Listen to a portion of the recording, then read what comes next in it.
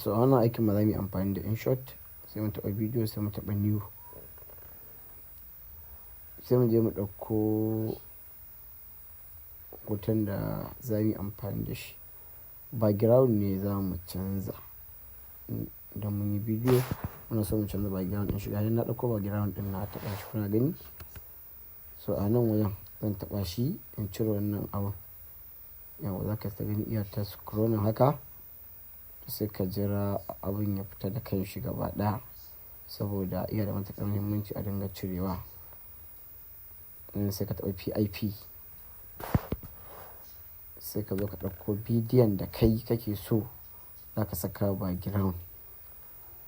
Wannan shi ne bidiyon da ne, sai ka sa hannunka ka cika shi. Yau ka cika shi, ka matse shi da hannunka. Yauwa yana sai ka taɓa cut out again. Kun ga already background ya riga ya fita. Nan wajen sai ya kai 100 cicif, sai ya kai 100 tukunna. Kar kai saurin gaggawa, ka jira ya kai 100 sai ka taɓa nan wajen gudun nan ya kai 100.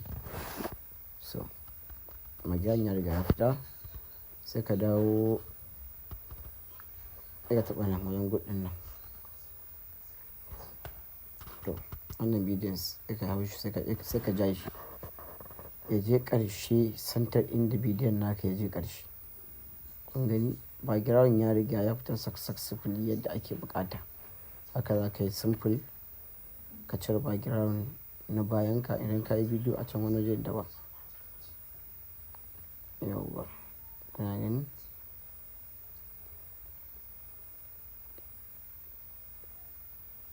Yauwa sai ka taɓa can wajen wancan arrow ɗin, sai ka taɓa saving, sai ka saving ɗin bidiyon ka. A nan kuma so in za ka ɗauko background za ka taɓa Chrome,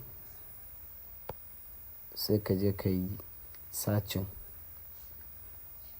sai ka yi searching video background. Gashi nan mun sa shi ya fito. So ga background nan kala kala, kuna gani. Sai ka taɓa wajen hotuna, image, sai ka taɓa shi. So a ga background kala kala, sai ka zaɓa, sai ka yi amfani da shi.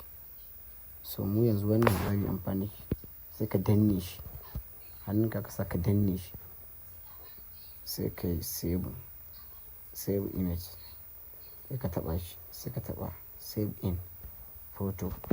So sai ka je ka dawo ka duba cikin wannan ɗinka, hotunanka. Bara mu ga can gashi nan. So simple, sai ka je ka yi amfani da shi, ka yi editing ɗinka.